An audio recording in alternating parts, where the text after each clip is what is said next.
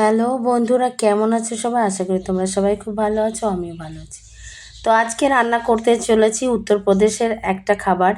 এটা আমরা উত্তরপ্রদেশে থাকতে খেতাম। দেখো, এখানে ফুলকপি আলু কাটা আছে, এখানে চাল ধোয়া আছে, ওখানে মশলা রাখা আছে সব রকমের। তো এটা আমি প্রেসার কুকারে বানাবো। এই রান্নাটা আমি প্রেসার কুকারেই করব। তো দেখো, এই যে কুকার নিয়ে নিয়েছি বন্ধুরা। তো এবার আমি এই কুকারে রান্নাটা শুরু করব। দেখো, একটা তেজপাতা আমি নিয়েছি 3টে এলাচি। এরপরে দেখো বন্ধুরা, আমি কুকারে তেল দিয়ে দেব। এটা আমি গ্যাসে বসিয়ে দিয়েছি কুকারটা। দেখো, তেল গরম হয়ে গেছে। এবার মশলাগুলো বলতে আমি এলাচি আর তেজপাতা দেওয়ার পরে পেঁয়াজটা দিয়ে দিলাম। পেঁয়াজটা ভাজা হওয়ার পরে আমি এক এক করে একটু টমেটো কেটে দিয়েছি, একটু ধনিয়ার গুঁড়ো, একটু জিরের গুঁড়ো, লঙ্কার গুঁড়ো, গরম মশলার গুঁড়ো এর ভিতরে দিয়ে দিয়েছি।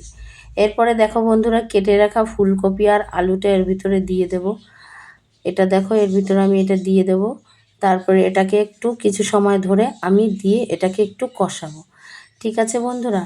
এরপরে দেখো, সবজিটা একটু কষানো হয়ে গেলে তারপরে আমি যে ফুলকপিগুলো দিয়ে দিলাম। ফুলকপিগুলো দেওয়ার পরে আরেকটু কষাবো।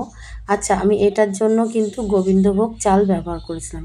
সাধারণত এটা কিন্তু আতপ চাল দিয়ে তৈরি করা হয়। তো দেখো, সবজিটা কষানো হয়ে গেছে। এরপরে আমি ধুয়ে রাখা চালটা এর ভিতরে আমি দিয়ে দেবো। দেখো বন্ধুরা, এটা ছিল গোবিন্দভোগ চাল। তারপরে চালটা দিয়ে দেখো, আমি একটু সব কিছু মশলার সঙ্গে চালটা ভালো করে মিলিয়ে নিচ্ছি, সবজি মশলার সঙ্গে। এরপরে আমি এর ভিতরে দেখো দিয়ে দেবো বন্ধুরা জল। আচ্ছা, এইভাবে কি তোমরা কখনো রান্না করে খেয়েছো? না খেলে একবার ট্রাই করে দেখো। তো দেখো বন্ধুরা, এর ভিতরে আমি জল দিয়ে দিয়েছি। জলটা পরিমাণ মতো দিতে হবে, যাতে মানে ভাতটা বেশি গিলা গিলা না হয়ে যায়। আর দেখো, আমি একটু কাঁচা লঙ্কা আর 1 চামচ চিনি দিয়ে দিলাম।